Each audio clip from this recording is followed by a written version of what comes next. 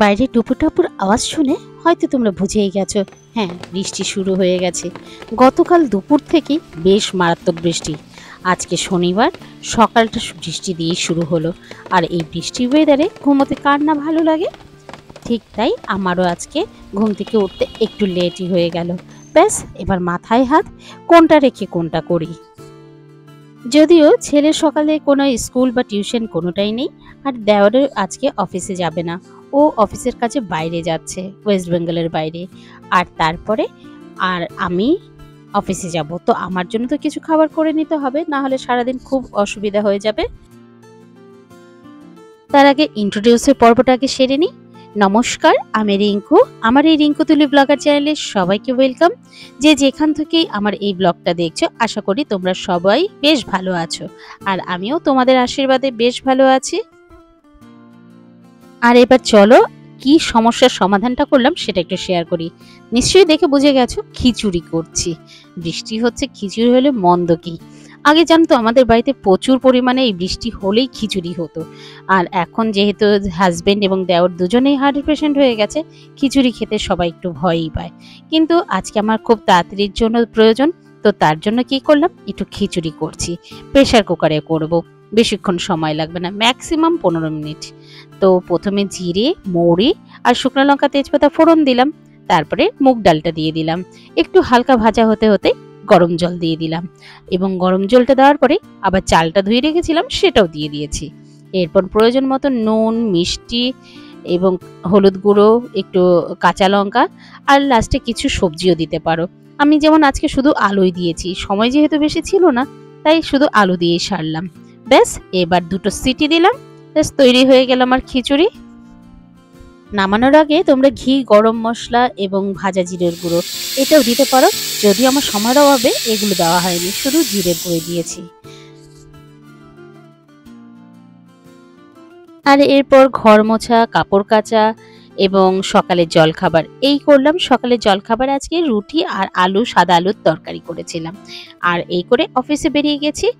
Office থেকে ফেরার পথে এক জায়গায় দেখলাম বেশ কিন্তু তিলোত্তমাকে নিয়ে একটা বড় প্রতিবাদী মিছিল বা সভা চলছে।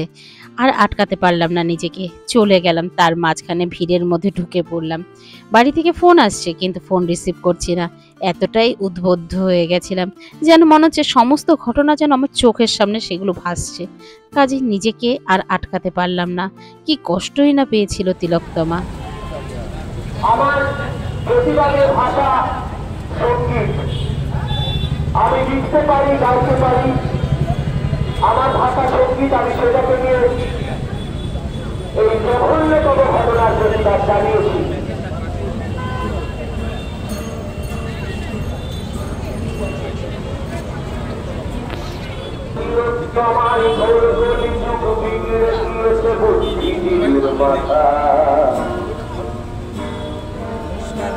আবার আর পেশন করেছে বিকৃত যৌনতা।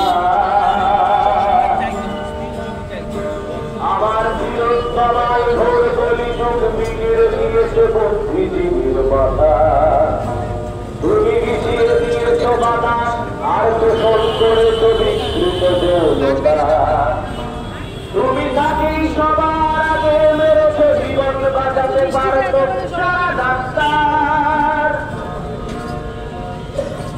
তুমি তাকেই সবার আগে মেরেছে, জীবন বাঁচাতে পারত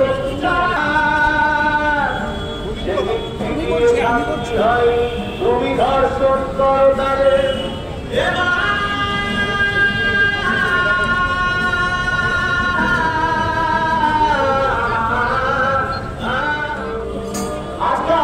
সব কিছুর মাধ্যম কেমন যেন ফেসবুক হয়ে যাচ্ছে। আমি বাড়িতে বেগুনের তরকারি বানালেও ফেসবুকে দিচ্ছি, আমার বাড়ির কেউ মারা গেলেও ফেসবুকে দিচ্ছি। শুধু ফেসবুকেই দিচ্ছি, কারোর বুকে পৌঁছতে পারছি না। যা কিছু সব আমাদের ফেসবুকে, বাস্তবে আমাদের ভেতরের প্রাণটা শুকিয়ে যায়। তারা আমার বলছে এই গানটা তাদের জন্য যারা চুপ করে আছে।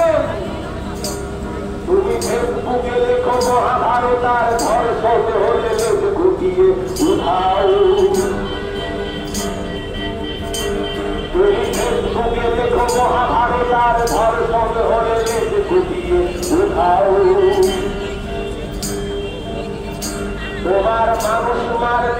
যাচ্ছে না মেরে বিস্কুটেতে পশু প্রেম তোমার লজ্জা করে না মানুষ তুমি রয়েছে ওঠো না এখনো আগের মতো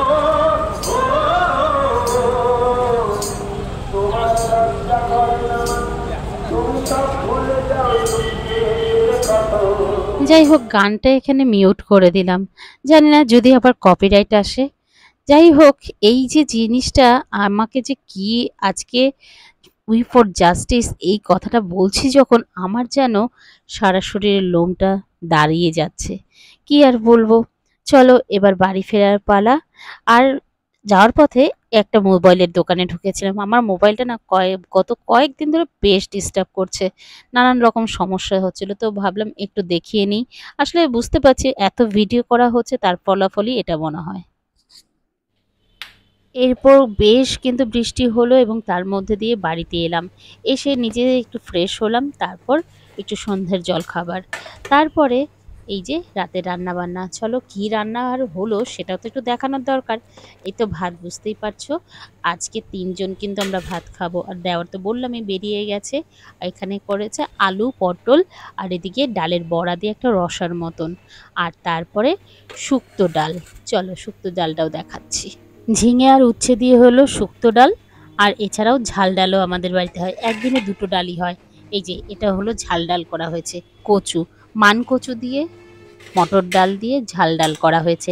এটার সাথে কিন্তু লেবু চাই, লেবু ছাড়া এই ডালটা খুব একটা স্বাদ লাগে না। যাই হোক, এরপরেও আছে আরেকটা জিনিস, চলো সেটাও দেখাচ্ছি।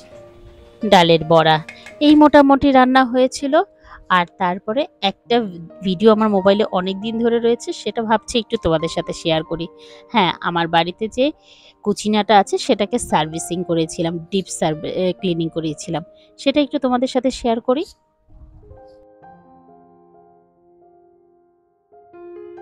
এর আগে প্রায় সময় আমি ঘরোয়াভাবে ক্লিনিং করি এবং কোনো সময় লোক দিয়েও করেছি, কিন্তু নর্মাল ক্লিনিং করিয়েছি।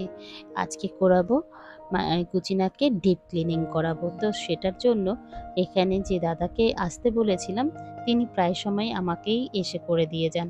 তো উনি আজকে যেটা ব্যবহার করছেন কেরোসিন। আমি কেমিক্যাল ব্যবহার করেছিলাম, কিন্তু কেমিক্যালে না একটু হাতের জন্য একটু রিস্ক হয়ে যায়। তো যারা তোমরা কেমিক্যাল ইউজ করবে একটু কভার পরে নেবে, হ্যান্ড গ্লাভস পরে নেবে, তারপরে করবে। আর এই দেখো এখান থেকে যে দাদা ওটা বের করছে, তেল বের করছে। আর দেখাচ্ছি ভালো করে, এই দেখো এখানটায় বন্ধুরা কি পরিমাণে তেল জমেছে তুমি দেখো। এটা মনে হয় প্রায় আমার 6 বছর হয়ে গেছে, 6 বছরে এই প্রথম ডিপ ক্লিনিং করালাম। এর আগে কেউ কোনো সময় আমাকে সাজেস্টও করেনি। সেদিন আমি একটা ব্লগ ভিডিওতে দেখছিলাম, সেখানে একজন এরকম পুরো সমস্তটা খুলে ডিপ ক্লিনিং করেছে। তখন থেকেই ভাবলাম তাহলে আমাদেরও করানোর দরকার, কেন একবারও তো করাইনি। যাই হোক, ডিপ ক্লিনিং করতে আমার এখানে মাত্র দাদা নিয়েছিলেন 600 টাকা।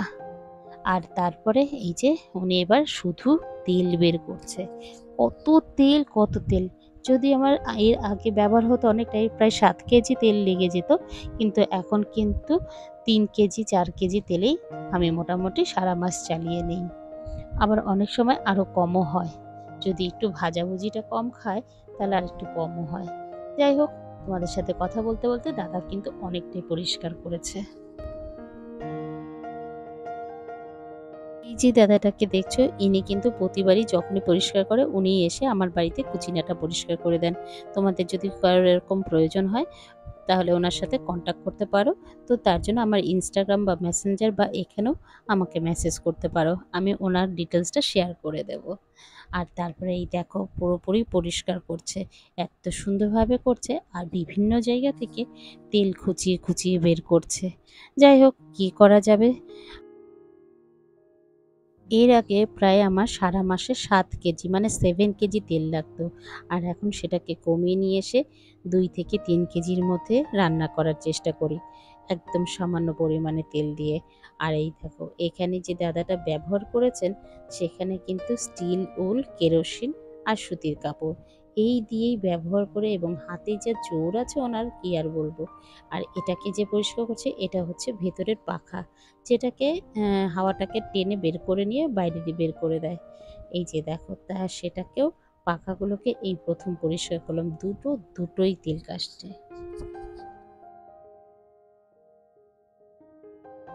এত দূর পর্যন্ত তো আমার এই ভিডিওর কোনো অংশ যদি তোমাদের ভালো লেগে থাকে, প্লিজ একটা লাইক কমেন্ট করে দিয়ে যেও। আর তুমি যদি আমার চ্যানেলের নতুন বন্ধু হয়ে থাকো, তুমি চাইলে আমার চ্যানেলটাকে সাবস্ক্রাইবও করে নিতে পারো। আর অলরেডি যদি তুমি এই কাজটা করেছো, তো তোমাকে অসংখ্য ধন্যবাদ।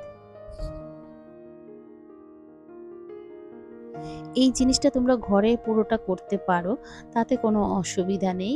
এই জায়গাগুলো পয়েন্টগুলো ঠিকঠাক করে খুলতে হবে, আবার ঠিকঠাক করে লাগাতে হবে। শুধুমাত্র একটা পোর্শন খুব সাবধানে করবে।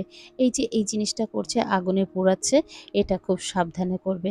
তোমরা যদি চাও, এটাকে কিন্তু অল্প ময়লা থাকলে কেরোসিন দিয়ে উঠে যাবে, কাজে কেরোসিনও ইউজ করতে পারো। এটা একটু কিন্তু রিস্কি লাগছিল আমার কাছে।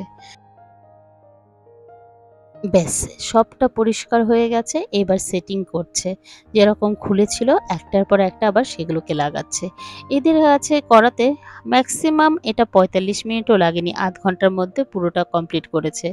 এত কম সময়ের মধ্যে এত সুন্দর করে পরিষ্কার করেছে। তারপর লাস্টে তোমাদেরকে দেখাচ্ছি, চলো। আর এই দেখো, ওটাকে যেটা উপর থেকে পরিয়ে আনলো, সেটাকে আরেকটু কেরোসিন দিয়ে এটাকে মাজবে, তাহলেই নাকি এটা বেশ পরিষ্কার হয়ে যাবে। এই যে দেখছো, আর হাতের জোরটাও খুব লাগাতে হয়। ছেলেদের হাতের জোর একটু বেশিই থাকে আমাদের মেয়েদের তুলনায়। যাই হোক, এই তো মোটামুটি পরিষ্কার হয়ে গেল। এবার পুরোটা সেট করবে। বলো তো, আজকের ভিডিওটা একটু অন্যরকম করলাম। রোজই তো একই রকম জিনিস দেখাই, আজকে একটু অন্যরকম করলাম। কেমন লাগলো? যদি ভালো লেগে থাকে একটা লাইক কমেন্ট করে দিয়ে যেও।